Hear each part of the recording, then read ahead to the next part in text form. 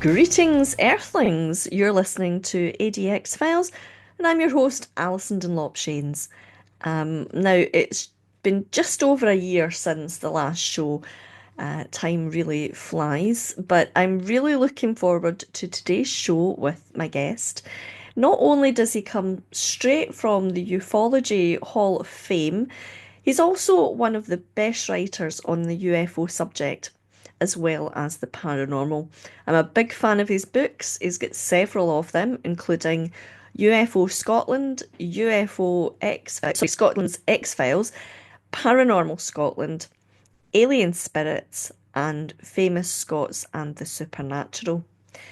He has appeared on radio and television, including BBC Newsnight, and for several years he was well known for his amazing column, X-Files, which he wrote for the Glasgow Evening Times. Of course, I am talking about Ron Halliday. Ron, I'm delighted to welcome you back to the show.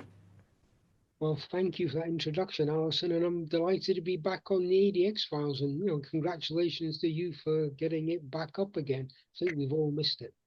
Oh, a few people have said that to me that when's ADX files coming back on. So it's been a busy year and stressful year. So last year. So uh, it's just knowing what you're kind of capable of doing, all at the one time. And sometimes you've just got to sort of sacrifice something because you just can't Yeah. take on anymore, Oh, yeah. Well, you've got, Um, that uh, that was kind of the case there. But anyway, how are you today? I'm great, thanks. I'm great. Yeah, I'm doing okay. Um, been out and about and, enjoying the cold weather. Looking forward to the warmer weather.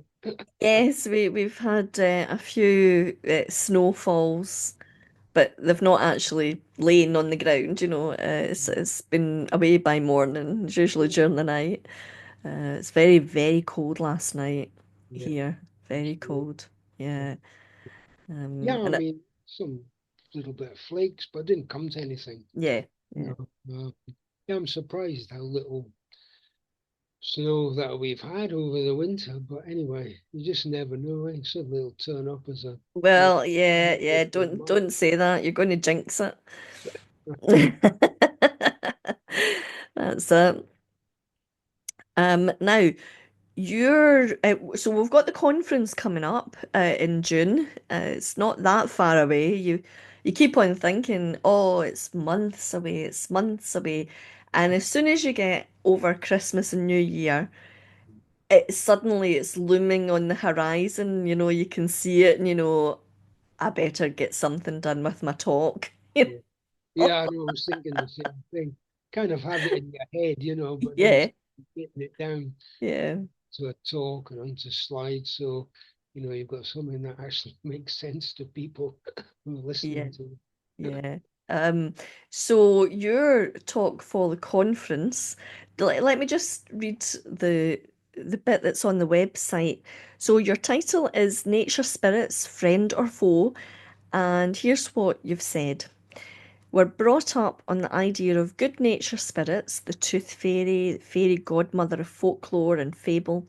But does that truly reflect our relationship with the other world inhabited by these elementals? Across the world, people's experiences tell a different story. There are far more evil spirits than helpful ones. And should we be cautious of what we might meet as we walk through the countryside? A warning to be careful. Dum dum dum. Well, now let's unpack that. So, yeah, the idea is that nature spirits that are good, that idea is probably right enough because I know that I usually think of nature spirits as being good generally. Although I do remember that when I was little, I had a book of fairies, and there was the occasional nasty character in it. But overall, though, I can understand that romanticized notion of fairies, as being lovely woodland creatures like the kind that you see in Victorian scrapbook stickers and vintage Christmas cards, complete with the butterfly wings. I mean, that's the lovely view of fairies. I just have to say, I really miss Pastimes in Buchanan Street. It had all that kind of stuff. Now, you're asking though if that truly reflects our relationship with the other world inhabited by elementals. So, what do you mean by that? Yeah, well, I mean, I think as you mentioned, Alison, we have these image of fairies. We're brought up with this image of fairies. And, when I think about the Cottingley fairy photo of these small, delicate individuals, these famous photographs Mm, that Arthur Conan Doyle got so wrapped up in. I mean, that's the kind of image you have. mm, But what's the other side to it? And there's a long tradition of nature spirits, fairies, elves, whatever you want to call them, actually abducting people, and taking them away for years, in fact, And if you look at other stories of nature creatures from other parts of the world, you get quite a variety. You can get blood-sucking nature spirits. You can get mm, nature mhm, spirits that run off with babies. So I mean, there's two sides to what nature spirits are, and I think we tend to identify with that better aspect of nature spirits without considering this other more threatening aspect of nature spirits. So I'm interested as to why, that is actually the case. I mean, what is it about nature spirits that kind of attracts us to their supposed goodness when we know there's this other side to them, which maybe isn't quite so good, which is a bit more threatening. And when I talk about nature spirits, I'm considering a whole broad range of them: elves, the gnomes and all this, trolls, the whole thing, plus ones like kelpies and so on. So you can get quite a variety of what you might consider as nature spirits. mhm. Okay. Um, Now you say that there are far more evil spirits than helpful ones. Mm. Why do you say that? Well, because of we look across I'm not a great expert on it, but I mean, I have looked at what other countries see as nature spirits, and there's a whole lot of stories about nature spirits actually being more threatening, actually attacking people, nature spirits actually killing people or dragging, people off, as I've said. So, I mean, if you look across a world experience, and I mean, you can even say in the Scottish experience, you know, it's our view of nature spirits which is dominated that we are dealing with some good, helpful nature spirits. And we've tended to ignore this other aspect to nature spirits, which as I've said, represents, we say, the bad side of life versus the good side of life. And obviously, we like to identify with what's good rather than what is bad. So, as we've said, we have the tooth fairy coming along. We have the good fairy godmother, which appears in, many fairy tales. So, I mean, that's the aspect we like to see. When I come back to the Cottingley photos, I mentioned those because they're probably the best known ones and most represent how we, visualize um, fairies as these small, delicate, unthreatening creatures, who actually like to meet us and, not going to do anything to us. They're just nice to be around us. So I think that's the idea that predominates. But as I've said, there is a tradition of nature spirits abducting people, taking them away, and people even disappearing. And that has a long tradition as well. Um, Being cautious walking through the countryside. Why? What would be we be likely to encounter? Well, we could encounter nature spirit type beings of various types, as it were, who would abduct us, because Okay. this, as I've said, has been part of the tradition of fairies that people get abducted. Also, there is a tradition of fairies or nature spirits, elves, or whatever, actually going into houses and taking babies away. So there's that aspect of it too, and well, I don't want to, as it were, sound too menacing, but people disappear all the time. People Yeah. going through the countryside disappear, never to be seen again. So all I'm Yeah. saying is, we should be a bit cautious about how we see nature spirits. Mhm. Some people will say, of course, well, there are no things as nature spirits. Fair enough. I mean, I'm just going to disagree because I think experience, shows that these creatures or entities, if you like, exist in some kind, could be in some kind of parallel world, or in the other world, and they can venture into our world, and occasionally we enter voluntarily or not into their world. So I mean, I think there is an interaction between humanity and nature spirits, and if we look back at some of the encounters people have had and actually spoken to nature spirits, they don't necessarily take a friendly view of humanity because they see humanity as impinging on their area of land or where they live. So, I mean, there is this kind of actuality, if you like, of nature spirits interacting with human beings, you know, Mhm. and telling us how they feel about the way we treat them. There's actually a movie. It's an Irish horror movie that's exactly about that. Mm, You know, the couple have moved into this house. It's quite isolated, but it's um sort of at the edge of the woods, or yeah, I think it's at the edge of the woods. And at night time, these creatures come out and make them feel very unwelcome, and it might actually be called Unwelcome or something like mm, that.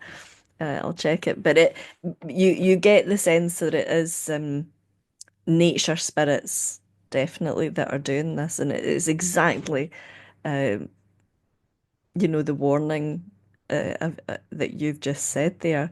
It shows that the sort of nastier side of them. yeah, I mean, just Um, coming back to that, mentioning, Ian Shames, as it were, who I'm sure you recognize. And who's that again? as a, you might Don't recognize know. No. when we went up the ferry now, Aberfoyle, and Yes, Ian was that was interacting, lovely. contacting the nature spirits there. Hmm. They said they objected to people coming up and leaving, ribbons. People do, long tradition, leaving ribbons and so on in that area, or making a mess of the area because it was their bit of property, or that's where they inhabited. So I mean, and that was just a couple of years ago. And so you do get this constant theme of nature spirits, if you like, reacting to a human presence if they feel that human presence is threatening them. Yeah, he actually said, and that was a lovely day that we spent together, the four of us. And as you say, there's this part at the top that where there's a tree that's got ribbons and people's prayers and wishes and things like that.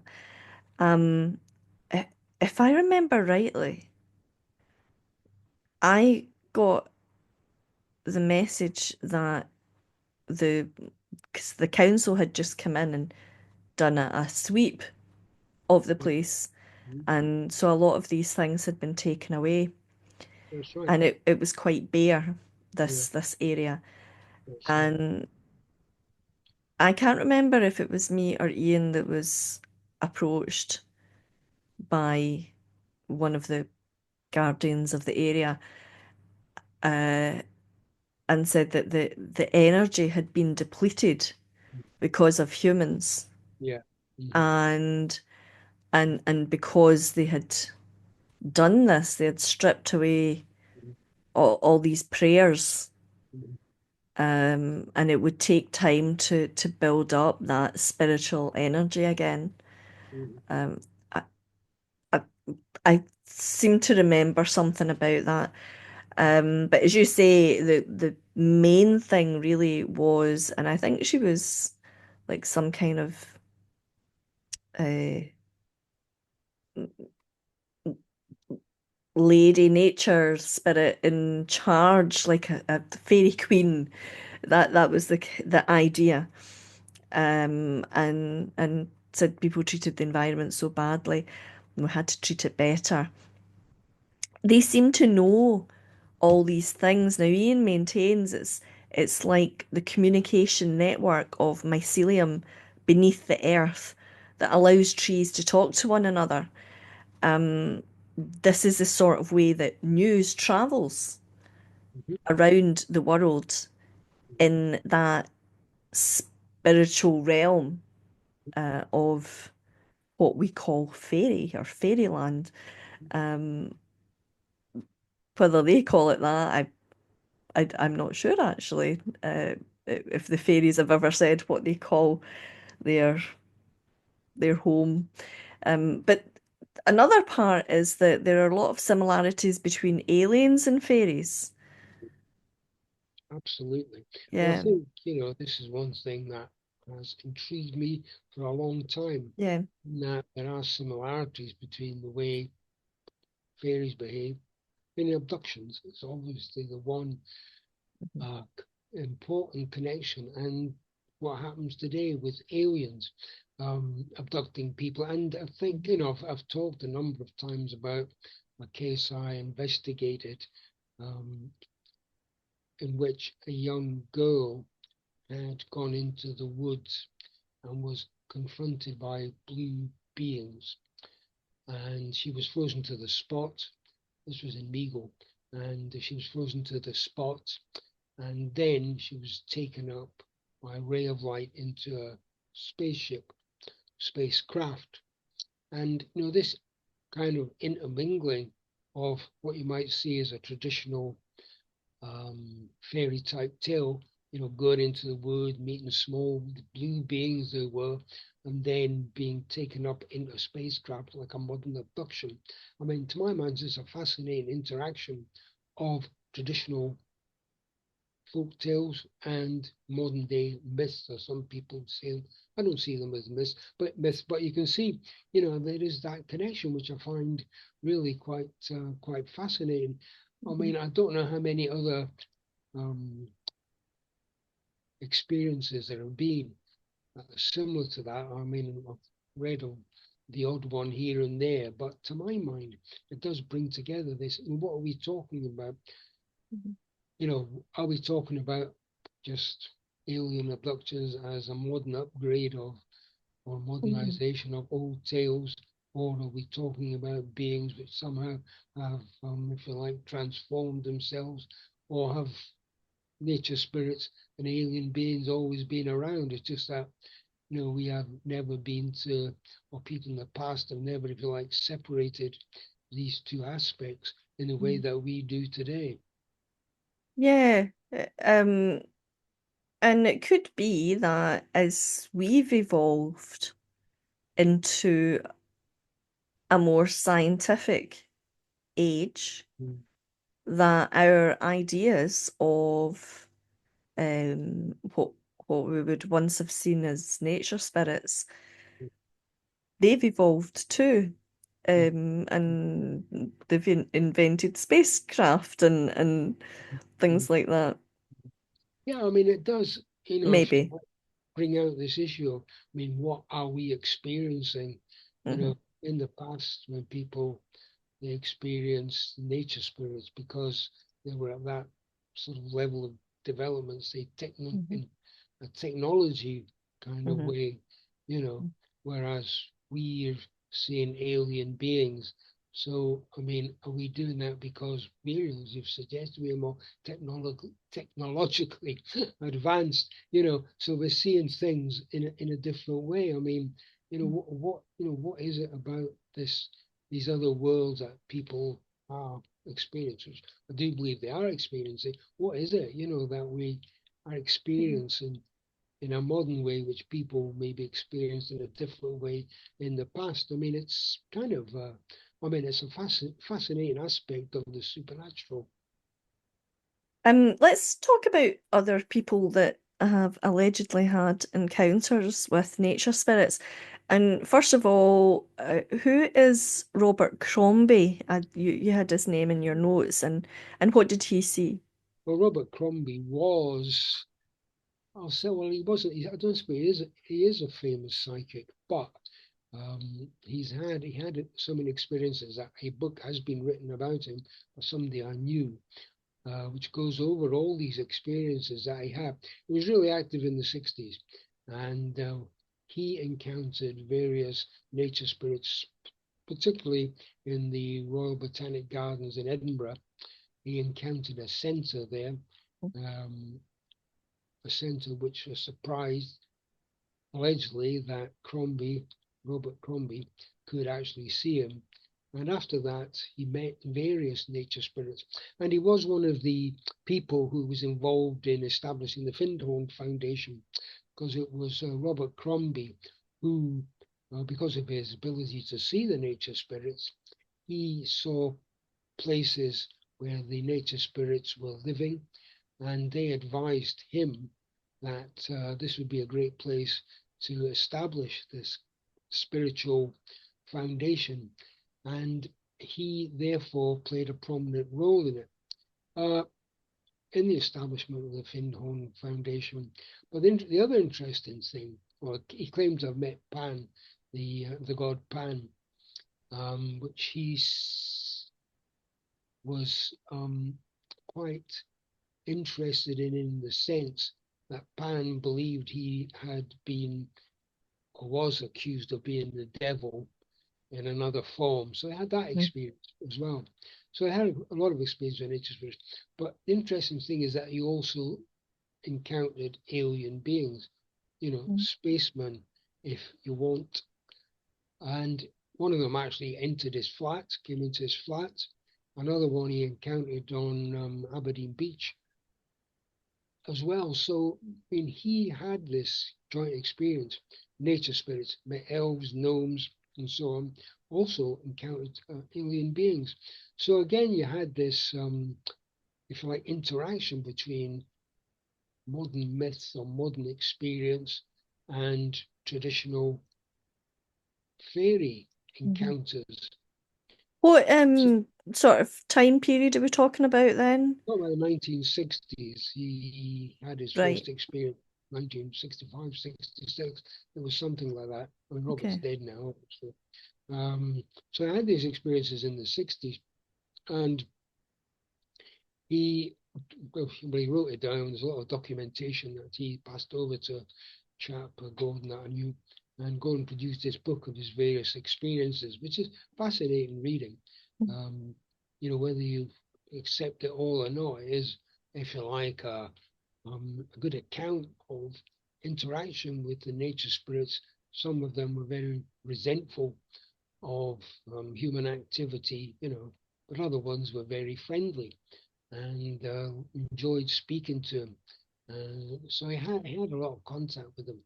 So I mean, he played a prominent part. Well, I was fascinated by, his experiences, and it was one of the things that encouraged me to look at this whole nature spirit issue, particularly when I got interested in UFO Hmm. experiences as well, because I could see the connection. I mean, it's one of these connections, Alison, that kind of, sort of intangible. It's difficult to put your finger on it, yet it does exist. Hmm. People are having, experiences of fairies, having experience of I say modern alien beings. So yeah, I mean, it's just one of these puzzles and intriguing aspects of the supernatural. It certainly is.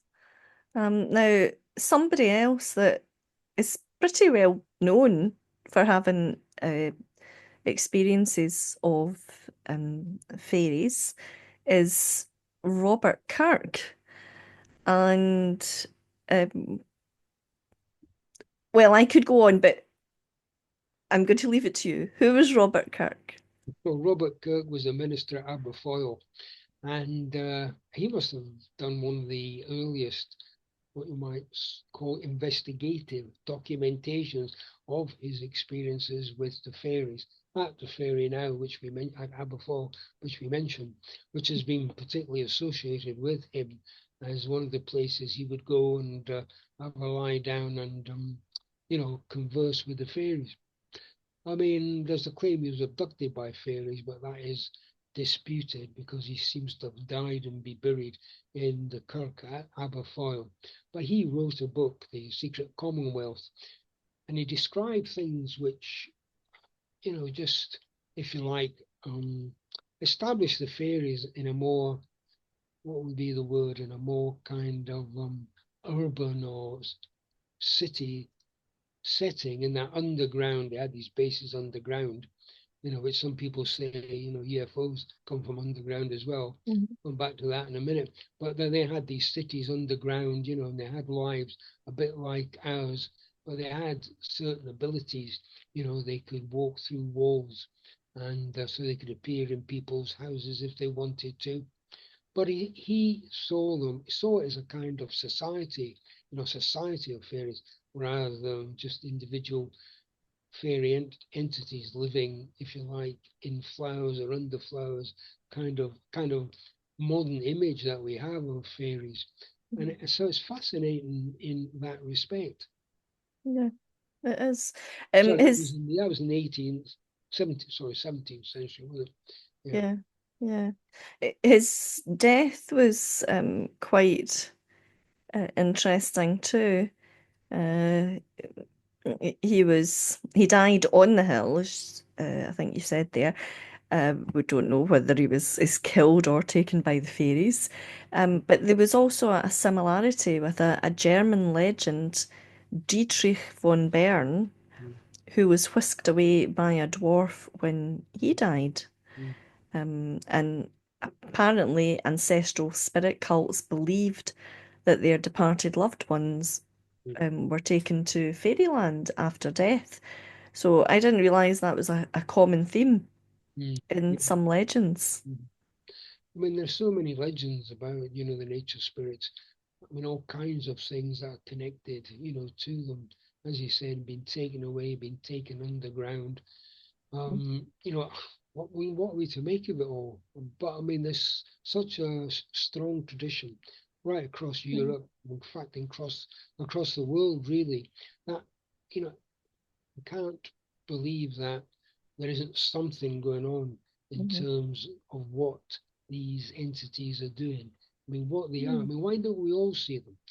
Which is a good, Yeah. is a puzzling. Ian, your husband can see them. Robert Crombie saw them. Robert Kirk saw them. I know people occasionally come across them even relatively recently. So I mean, people are having the experience, but we're not all having this experience. But in the same way, we're not all having experiences of meeting aliens. People Yeah. do have what I would say well documented experience of being abducted or even just confronting alien beings. So I mean, these things happen. I mean, so but why don't we all see it? Yeah. It, There's a psychic connection there, I Oh, I think. think it must be, yeah. It has to be. And as I said earlier, I read some of the Secret Commonwealth last Mm, night and today, and one of the things that he says, it's one of the first things that he says, is that people in general think that fairies are between man and angel, and that's like the ancient Greek idea of the daemon. yeah, yeah.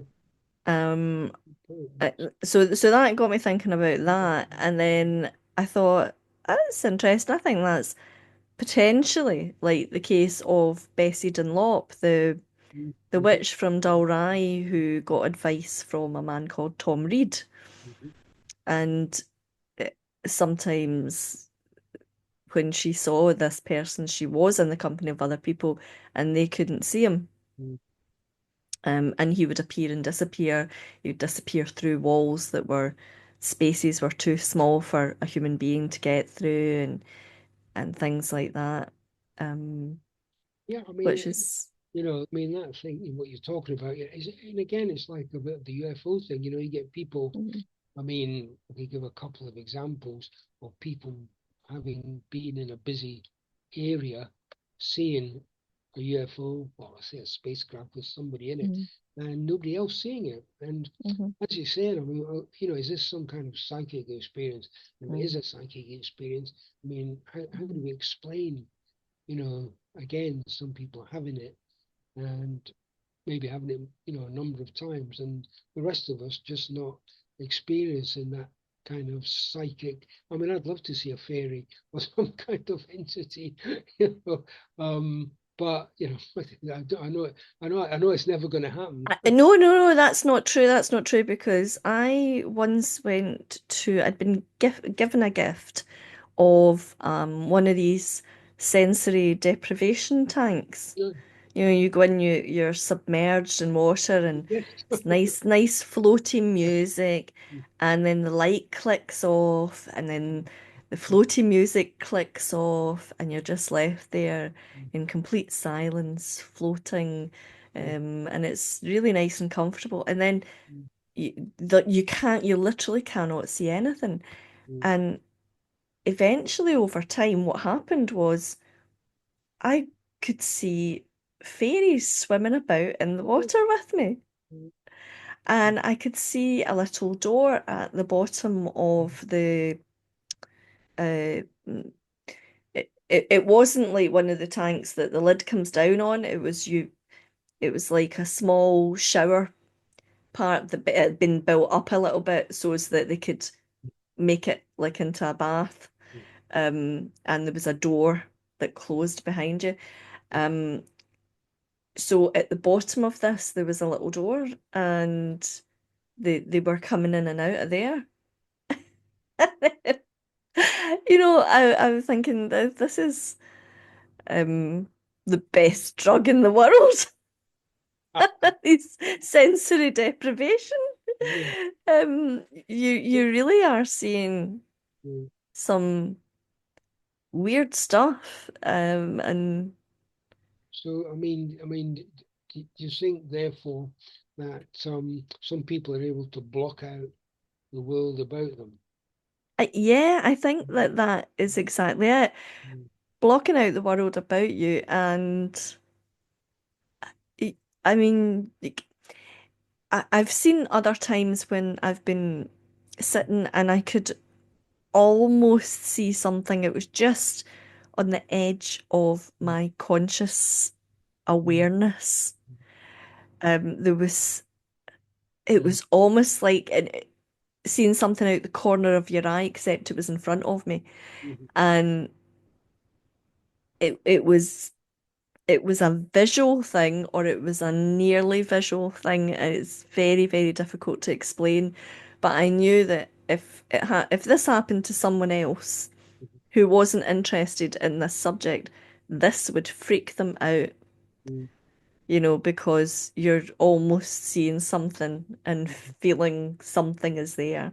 mm, mm, Um, mm. it's That sounds fascinating. it's very freaky, and psychics, mediums, they seem, you know, they're trained to,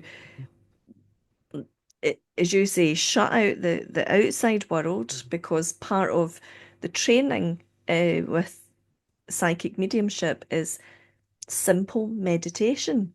Yeah. Mm, Closing mm, your eyes, listening to some music, mm, because that mm, quite often helps, mm, just helps to focus your mind mm, and just let it drift away and see what comes to you. mm, And that is the best way um to pick up on things. mm, And then you mm, can ask like for spirit guides to come mm, mm, and help you and give mm, messages and mm, things like that. mm, But that is generally the way to do it. And so I think now Ian has done that so much that it's just it's automatic. mm, mm, Can't be, I mean, it's been like 40 plus years he's been doing it, and mm, it can't be switched off now, you know. And mm, he loves it. He loves mm, the information he gets and what he sees. And mm. one of the instances was also down in Rendlesham. Oh, yeah. in Rendlesham Forest, yeah, where lots of weird things have happened, mhm, and he mhm, saw many, many woodland spirits down there, mhm, all sorts. I'm pretty sure that that's where he said he saw a centaur. mhm. There was another Oh, place, yeah, yeah, um, and wolves and a yeah, giant wolf uh, and alien beings. mhm, And when he indicated to Brenda Butler, who was there, and she said, "No, we don't go down that. We don't go mhm, there." And, because he had mhm, felt there was something that he needed to see down there. mhm, And when he saw these shadowy figures, yeah, mhm. I think he just gave them what for being there in the first place when they shouldn't have been there. Yeah, And that was that. That was them put in their place. yeah, right. Um, but he also, well, he mentioned the first place he mentioned, as you said, was Morar, Mhm, Loch Morar, and he was he saw one of the things he saw was Pan behind a bush mhm. and an upturned tree, and underneath there was lizards with human heads. That's right. Yeah, I was going to mention that. Yeah, yeah. Yeah, I mean That was that's on a little island. We went out to Loch Morar hmm with Ian steering the boat, and we a small boat that we had hired for the day and going out there. Yeah, and I do remember him on this little island, which was it was quite a magical looking little island, kind of place you think, well, you would see fairies or something here, you know. mm, We saw these like lizard-like creatures, he said, with with these human heads on, which was yeah. And I wish I wish I could see them because I thought, what on earth do they do? What on earth are they? What on earth are they doing on this particular island? Because we were there looking for morag or sightings of morag, the yeah, alleged monster, for want of a better word, or unknown creature yeah, supposed to be one tradition of inhabiting the loch. We didn't see uh-huh, of course. But I mean, it was compensated by having these kind of experiences of these fairies and strange looking creatures on this particular island. And yeah. yeah, Yeah. because Have Ian's Have always you ever quite matter of seen fact about it. I what? said Ian's always quite matter of fact about it, He is. He Yeah. is. He's just these things exist, and that's Mhm. it for him. Yeah. Um, have you ever looked up to see what these lizard type creatures might have been? I haven't. No. I will do. So When yeah, it'd be you good to just now see because if yeah, I know. if you recognize, was it some Mm. kind of salamander or Yeah, I whatever mean they're I think called, or yeah, I mean it was you get all kinds of creatures across the world, but I mean I would say, compared to what people see or have seen in Scotland or England as far as I'm aware, Mhm, I know there's always things you miss. Nobody's seen anything like that. And so kind of stood out in my memory.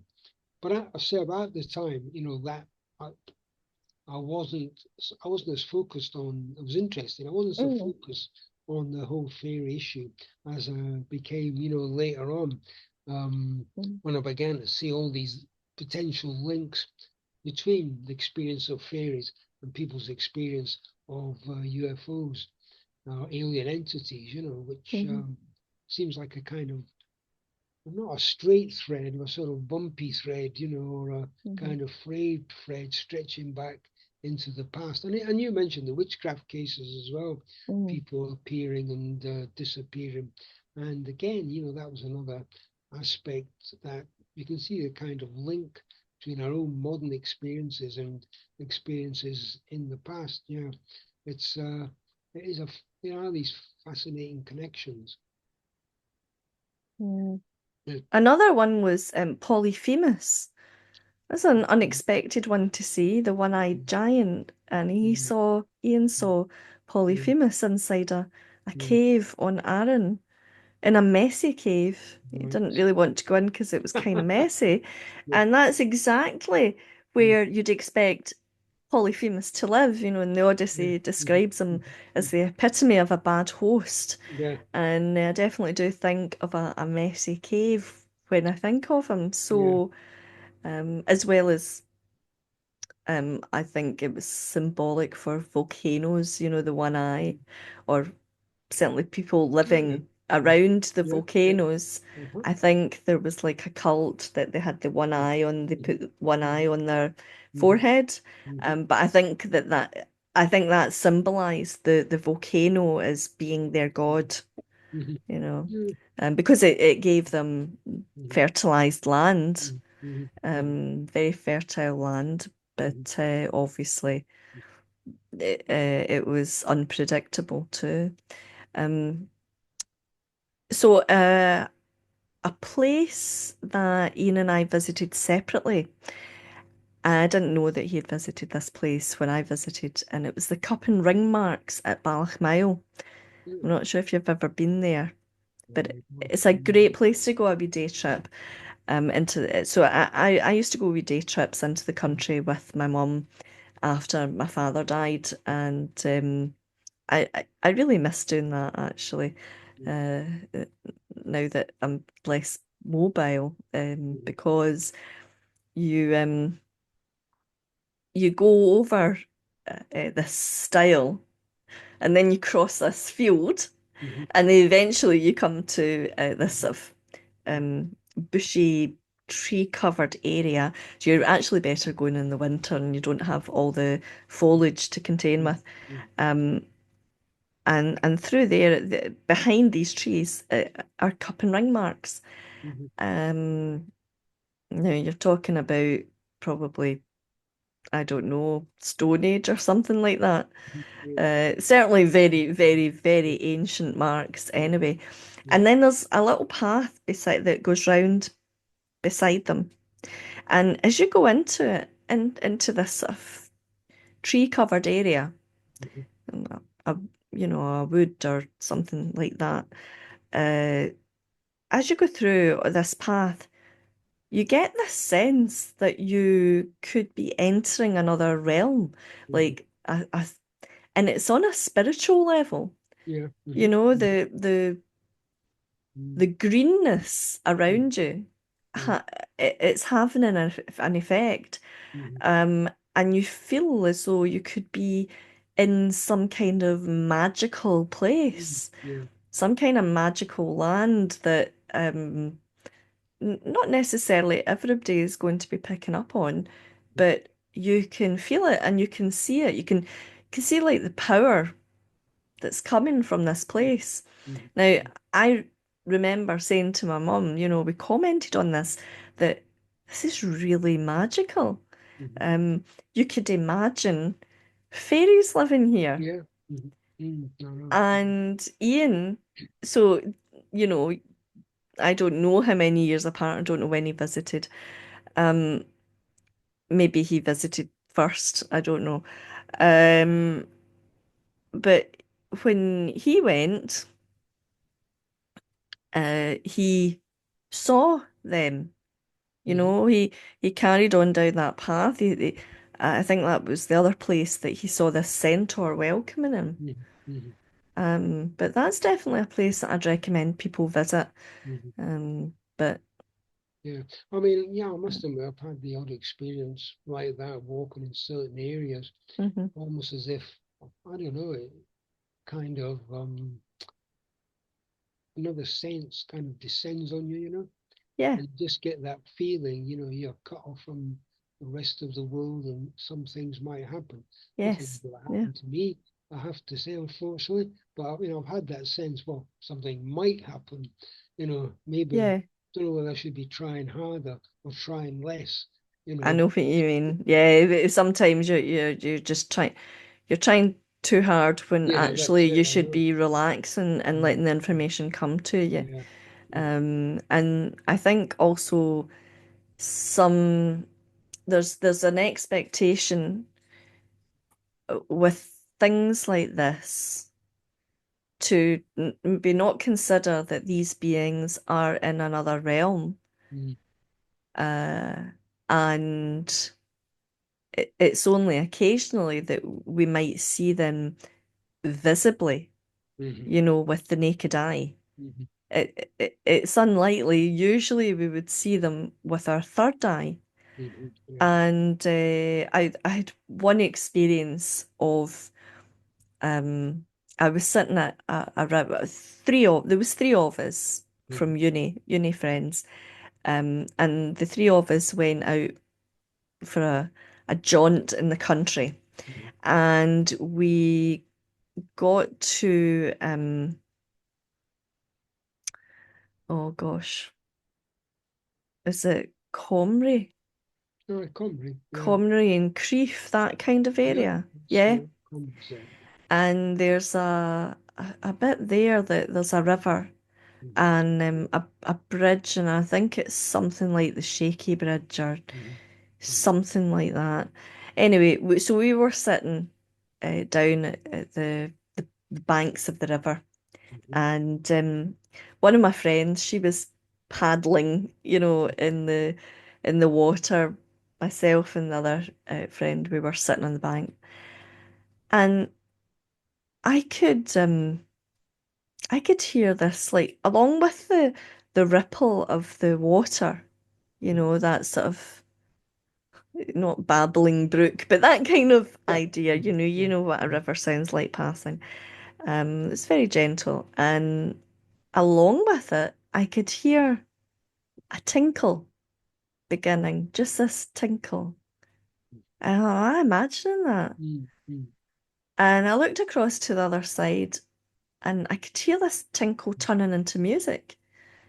And I looked across the other side of the bank, and it wasn't visual. Yeah. But again, it was that Mm-hmm. almost visual.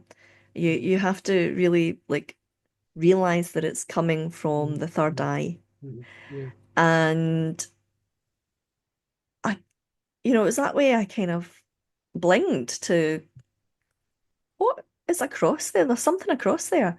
Mm-hmm. And then I could see this like little man Mm-hmm. with his little guitar or Mm-hmm. Yeah. Mm-hmm. some kind of musical instrument. Um, might have been a lute, I don't know. And he was just sort of gently strumming on this Mm-hmm. musical instrument. Mm-hmm. And that way you think, Mm-hmm. no, this Yeah. is totally my imagination. Um, so Yeah. that was my experience. Yeah. It's interesting. It Yeah. is. So I think, as I say, you have to be aware that Yeah. when you're seeing these Mm-hmm. things, it is not a Mm-hmm. visual thing necessarily. Although, as I say, goodness knows what Ian has seen. Mm-hmm. I think he said he saw miniature, like little miniature people, and there Oh was yeah. streams of like it'd been raining. Now, Mm-hmm. I can't remember if this was Mora or Aaron now, but um, it was on the ground, and these little people, and they were like in little boats going Oh along with right. streams of Mm-hmm. water, Mm-hmm. and there was little houses Mm-hmm. Mm-hmm. as well, and they told him that every time it rains, they have to like rebuild their houses Mm-hmm. and things like Mm-hmm. that. Mm-hmm. It's the strangest things. I heard Yeah. of somebody else saying by a river, Mm-hmm. seeing fairies by a river, Mm-hmm. and it was like they looked down. This must have been something that I researched in the past because Mm-hmm. I know that I have read about it, but I can't remember if it was maybe a show that I did. But anyway, he looked down and saw this small person, Mm-hmm. Yeah. and as I say, it was by a river, and I think the music was involved there as well. Mm-hmm. So, So people are still seeing. I mean, one of the things yeah. you mentioned seeing the person with a lute was that, I mean, in the past, I mean, fairies were often seen or imagined or encountered as entities that looked quite human. I mean, they were seen Mhm. as, just put small beings, small human beings mhm, with these supernatural powers. So they mhm, weren't always kind of envisaged, if you like, as small entities, mhm, although there were reports of small entities as well. So you get quite a range of like nature spirits being mhm, reported. I mean, some people, I was reading about a case down in Devon. I was going back, sorry, going back, from several decades, probably the early part of the century, when they saw these sort of small beings all dressed up, like typical fairies of light with the clothes, the old clothes, and the women all had these kind of jackets and the floppy bits.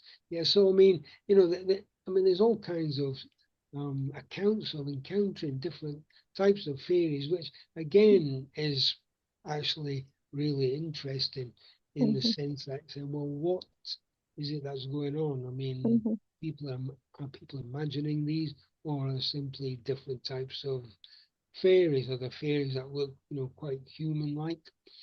The kind of ones that Robert Kirk encountered, mhm, at an underground town, um, mhm, or are they the ones like the Cottingley fairies?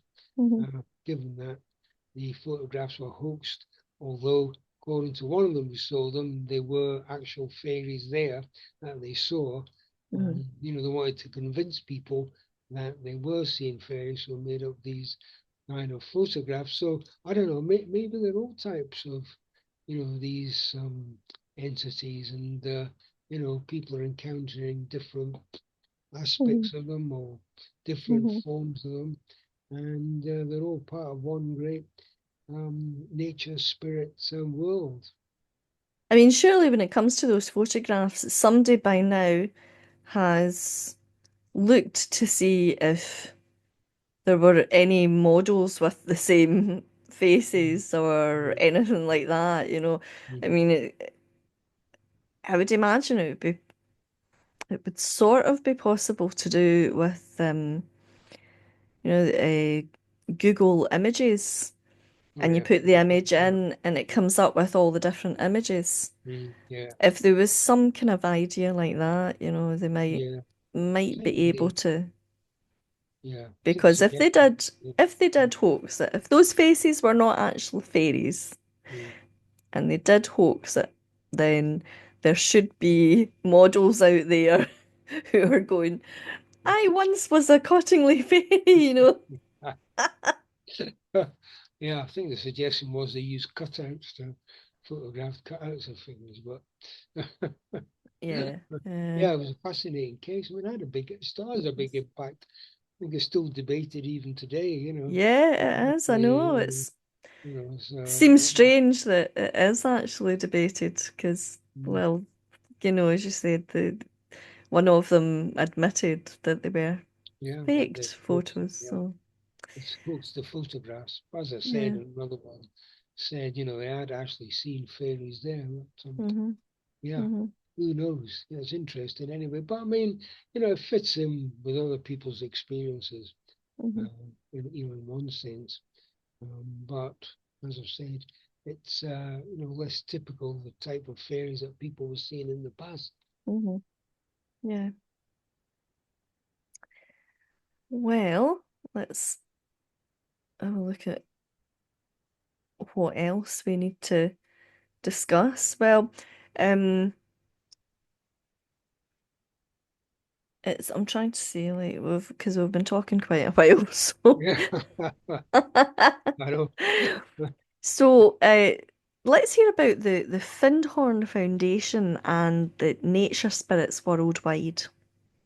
Yeah, well, I mean, worldwide there's been such a mixture of nature spirits, and what I found just simply by trying to read is the way that every country has a different attitude towards nature spirits, in the sense that some places have quite evil nature spirits, with, I'll have to say, quite unpronounceable names.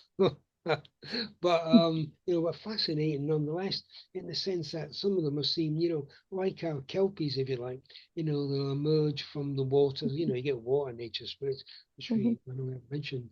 We always assume they're on land, but you get um, nature spirits that live in the water, Mhm. nature spirits coming out of pools or rivers and dragging people back into it or sucking their blood.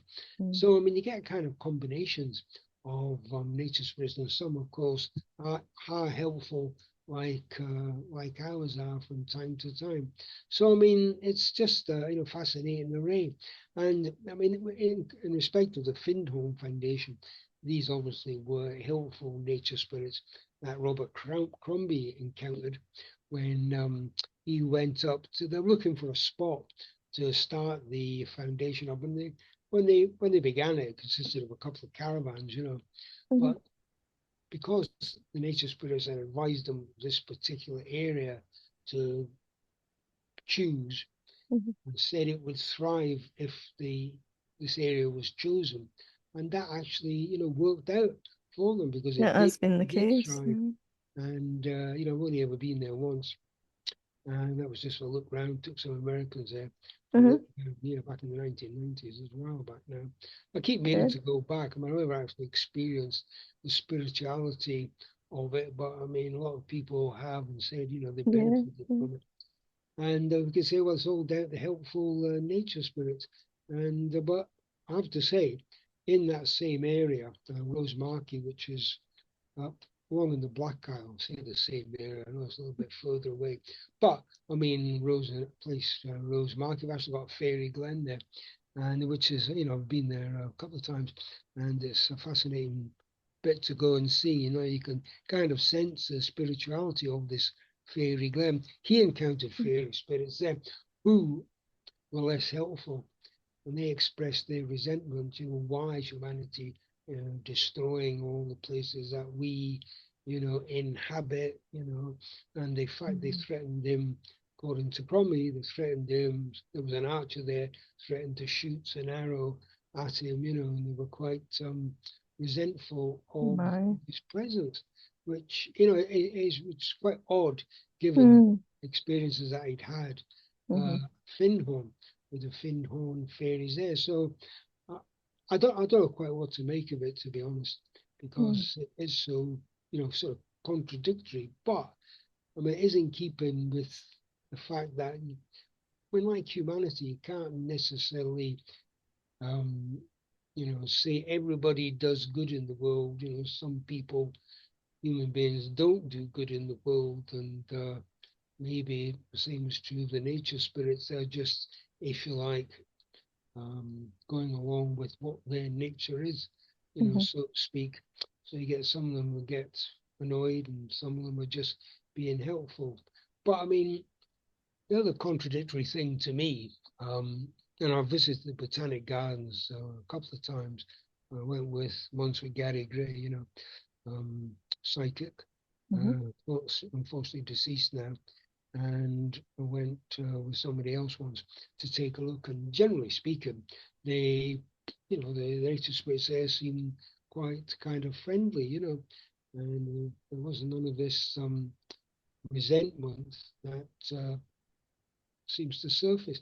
And the Mhm. thing that I find perplexing, if these nature spirits have these sort of supernatural energies, then or abilities, then why are they not, if you like, being a bit more um, forthright, if that's the right word, Mhm. Mhm. in dealing with human beings impinging on their area? I don't know what the answer. Don't know what the answer to that is. But it's an interesting aspect. In the same way, say, well, aliens are visiting Earth, and and they're sort of abducting people, but why don't they do other things as well? I mean, Yeah. you've got Yeah. this power to do things.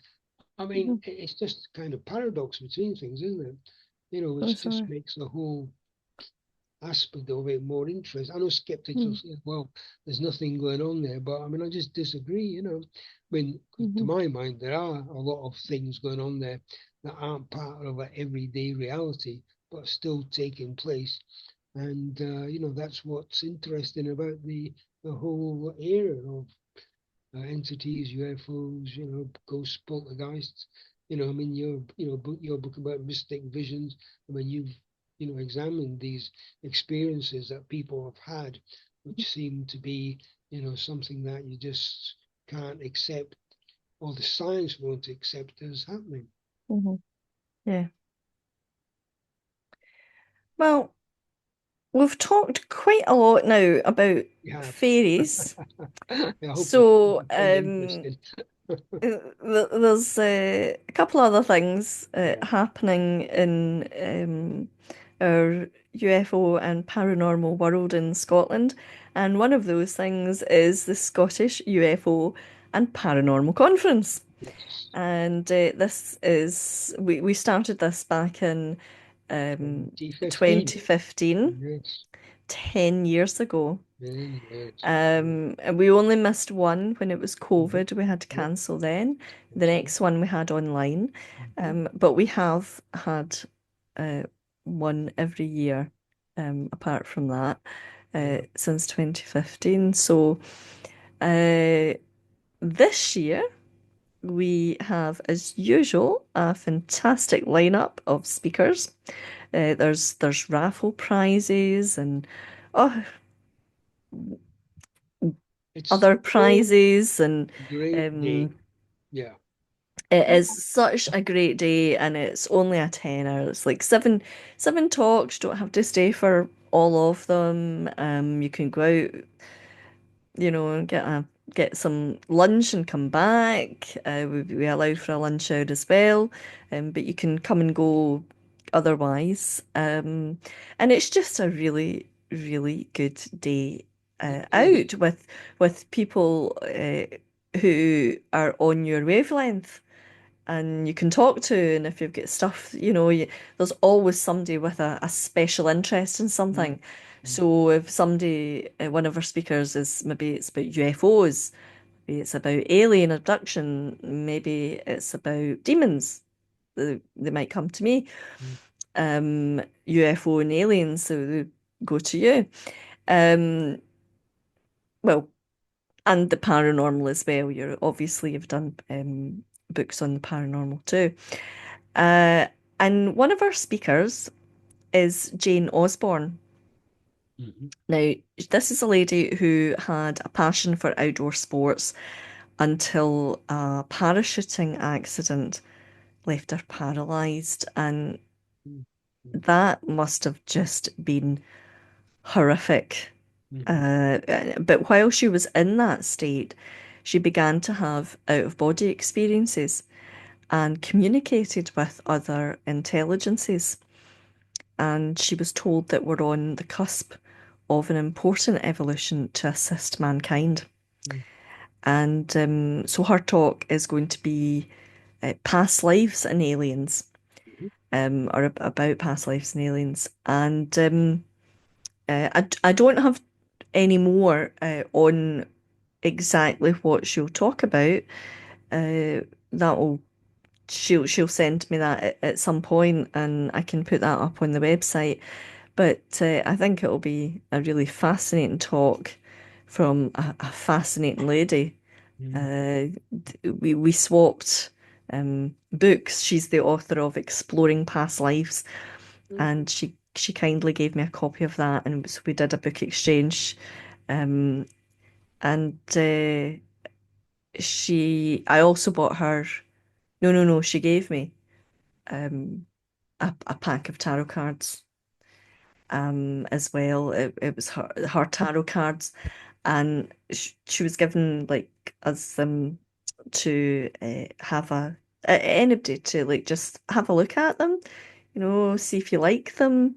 So I'm doing a reading, and honestly, it's one of the best tarot cards that I've used. mhm, And that was just very quickly, like mhm, 5 minutes during a conference.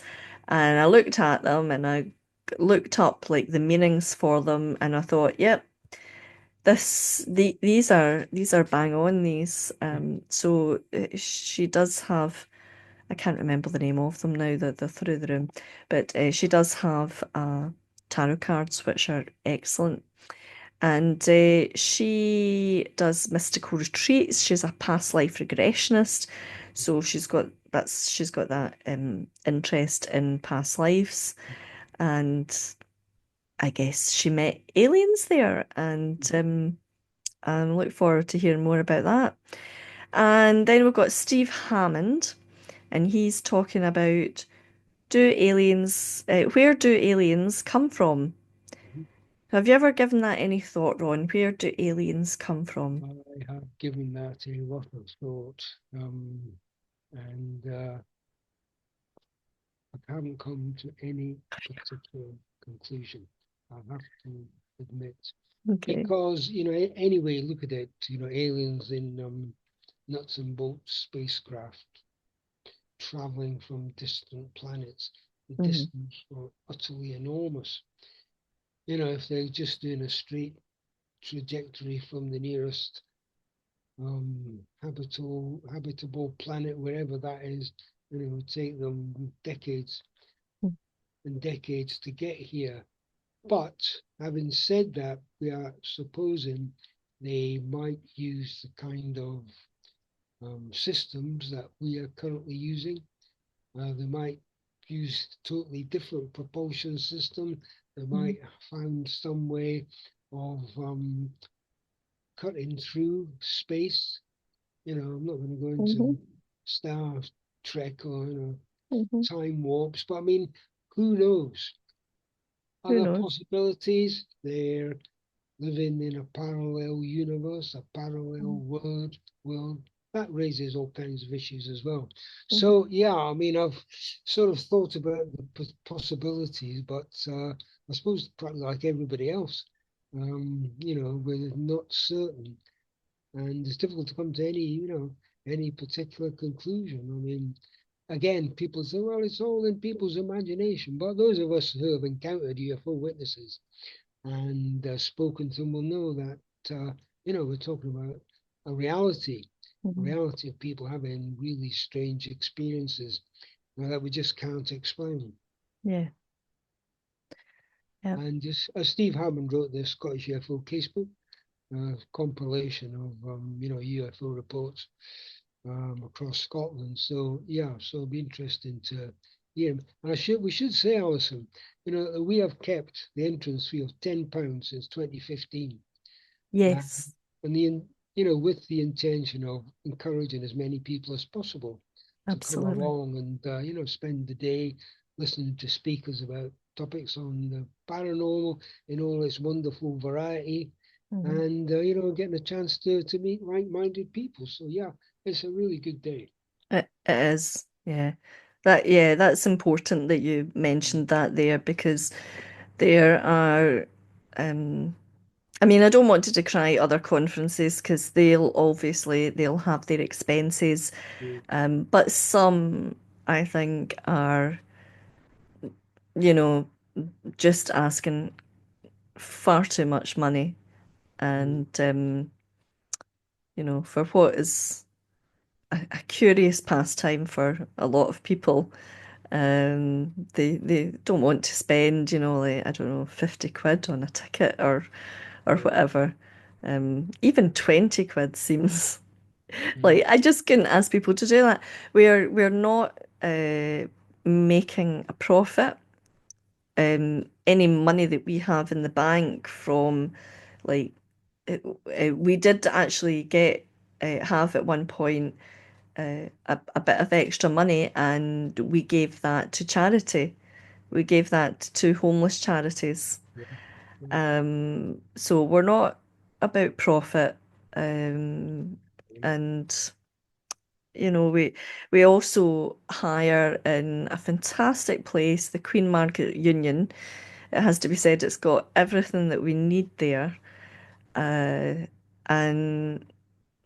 and they're just they're just great and there's the upstairs as well as downstairs, so if there was a lot of more people than we expected because it's a venue that's set up for concerts as well, So it's a big space and we can get our stalls in.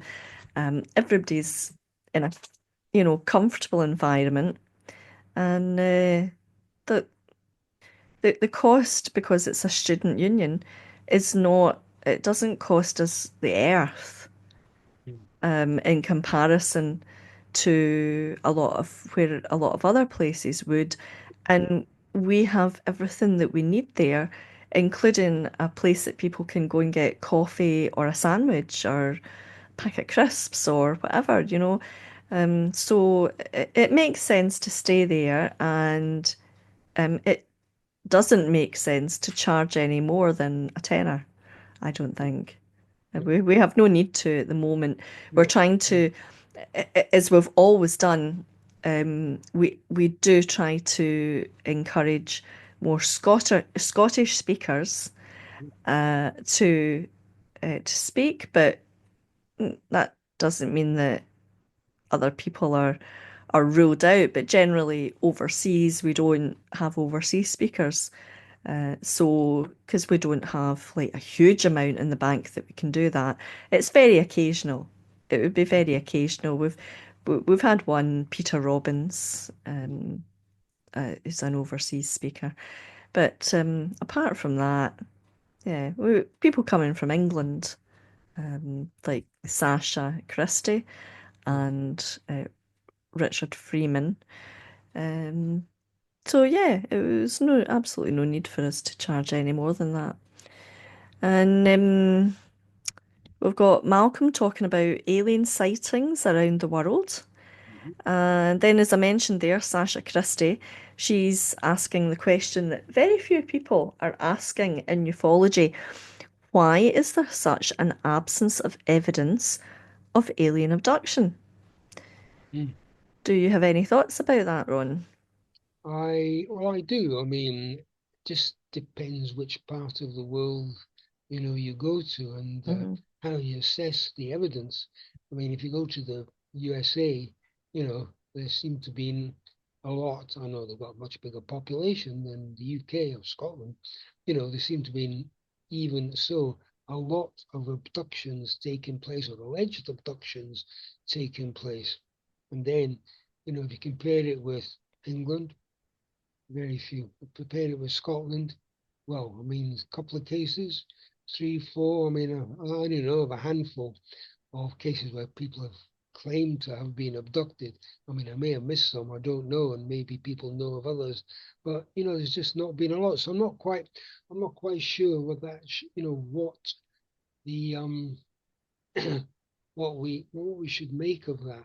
Hmm. But I mean, if you believe people's stories, Bud Hopkins had a whole pile of people, admittedly a lot of them went under hypnosis Hmm. and claimed to have been abducted. When I've met people from the USA who claim to have been abducted, and give me, in fact, one lady gave me a whole pile of drawings about the alleged aliens that, had abducted her or she'd confronted. So, I mean, I think people say, well, yeah, what does it take to convince people abductions are taking place? Do governments know any more about abductions, alien abductions, than we do? Yeah, we just don't know. So, I mean, I think it's there is this contradiction. A lot of abductions in the USA, not so many UK, Scotland. Yeah, I mean, it is again kind of puzzling. Yeah, it seems to be a global phenomenon that every everybody, Yeah, every country. in all different countries have experienced, Mm-hmm. um, the- without necessarily talking to one another. Um, yeah, yeah. Mm-hmm. And then there is Richard Freeman, Mm-hmm. and he is the zoological director at the Centre for Fortean Zoology. That's the Mm-hmm. world's largest mystery creature Mm-hmm. investigation organisation. And Mhm, he's going to be talking about his search for real monsters.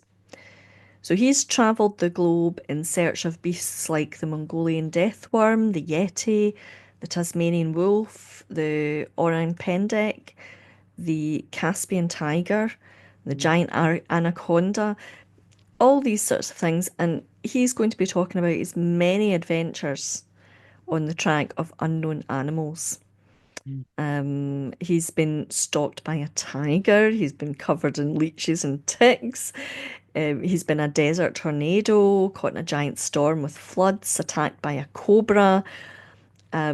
He's faced them all in the name of cryptozoology.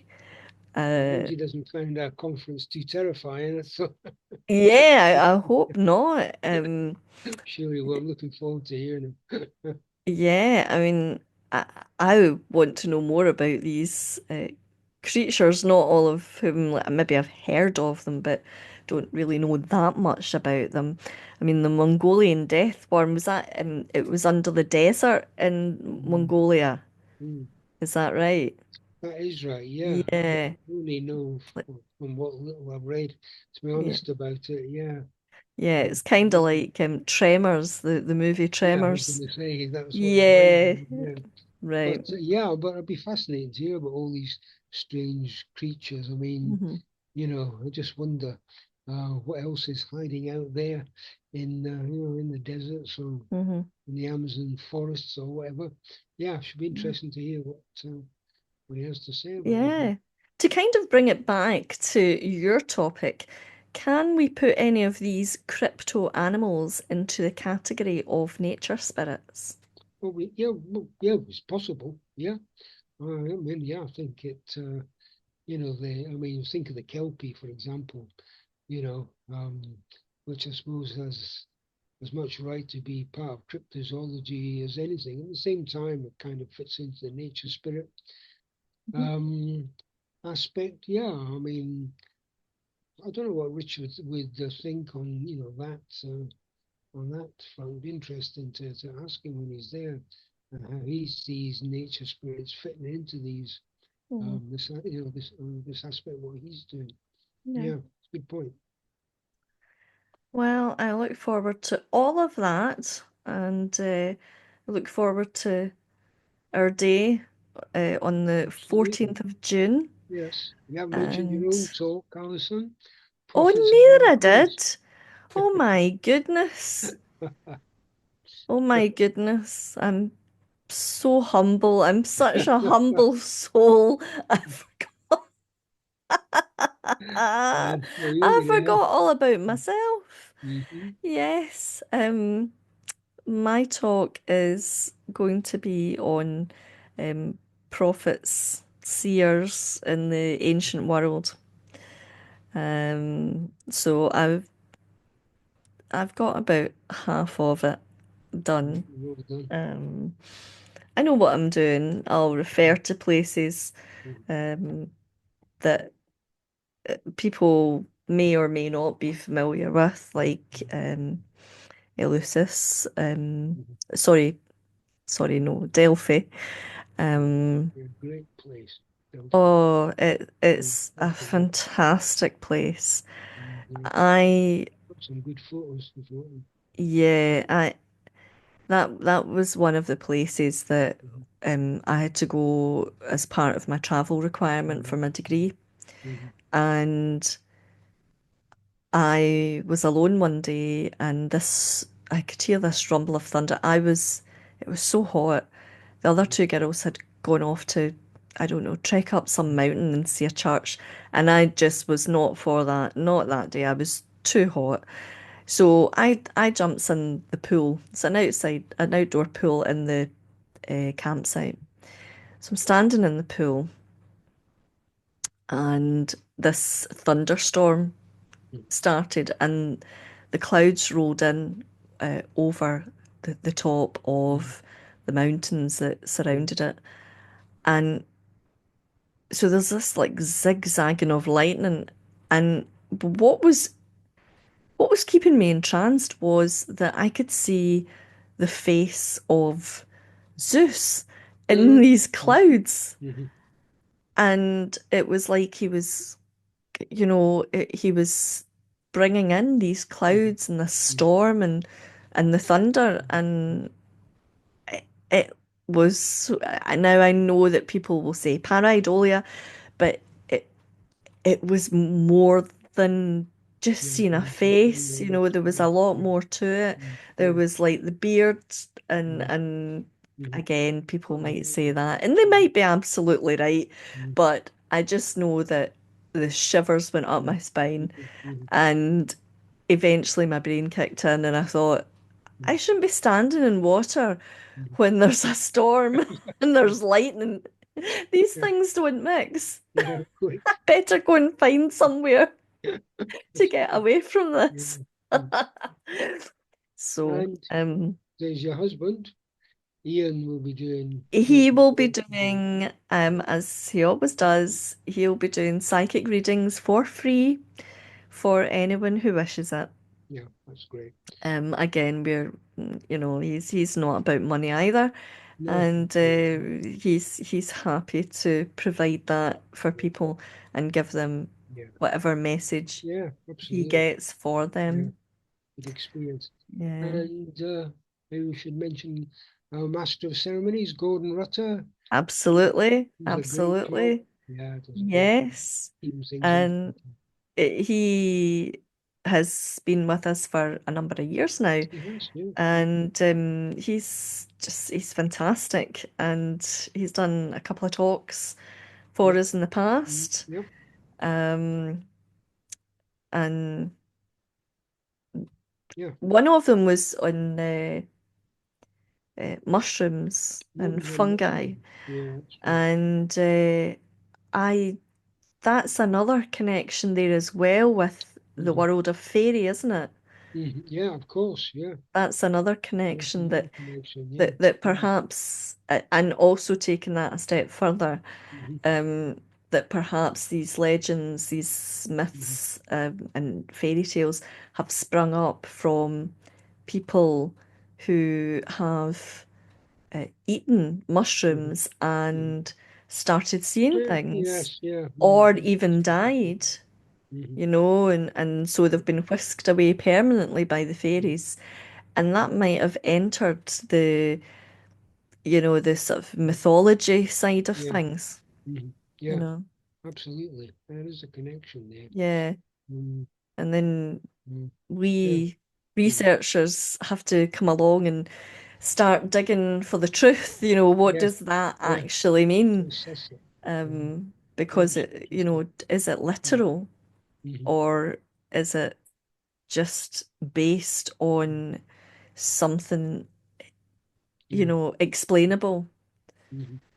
Uh, but yeah, oh, this is going to be such a good conference. It will. I'm really looking I'm forward really to it. looking forward to it. Yeah. Yeah, Mm. I really am.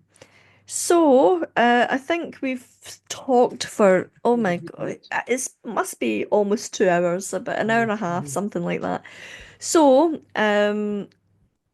I would like to thank you very much, Ron, for being on ADX-Files. It's been lovely talking to you.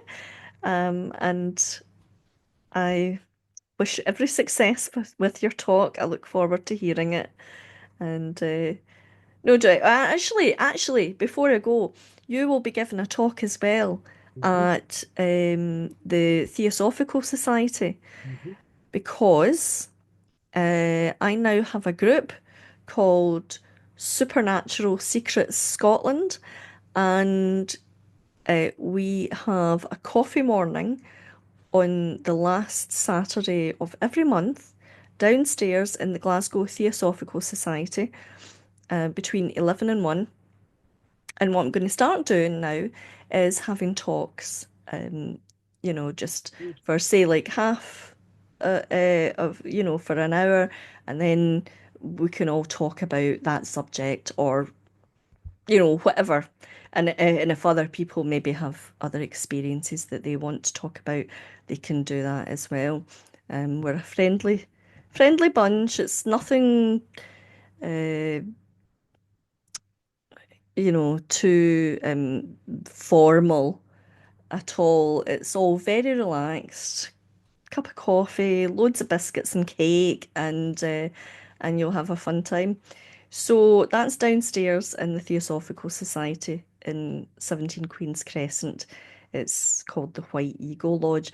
And Ron, you are going to be coming along and doing a talk. I think it's on UFOs. It is, yes, Scottish Yeah, UFOs. Well, it would be Scottish UFOs and, worldwide. yeah. And Yeah. that's on Saturday, the 22nd of February. Alyson, And I don't know what the March talk will be, but we're gonna have. Can I just ask you, what do I need to bring along? I mean, I've got stuff on a power on a well, PhD. yeah, just I guess your laptop, um, and that should be able to plug that into there's a projector and a screen there, Okay. Mhm. and they should, as far as I know, have all the stuff Mhm. to Okay, connect that because I've seen talks been done there before, that's and they have all that stuff. So that's fine. I just wanted to fingers check. crossed it all works. But I think Avi's going to put it Yeah. down Mhm. stairs, Okay. and we'll set it up. Okay. So that'll be good. That'll be really good. If there's like loads of people, maybe have to think about having the talks upstairs at some point, but because it's a bigger room upstairs. But at the moment, it's a fairly smallish group. I have a feeling there will be a significant amount of others coming this month because you're giving a talk, Ron. I A see. lot of people really want to see your talk, so um, uh, that'll be good. That'll be good. But thank you for joining me for this month's ADX Files. Um, at the moment, I'm just going to make this a monthly show just because of my other stuff, writing that I have to do, and organising stuff. So, Okay. Well, thank you. adios. Thank you, Alison, for having me on this first revived ADX Files show. I'll see you Yeah, on Saturday. I'll see you on Saturday.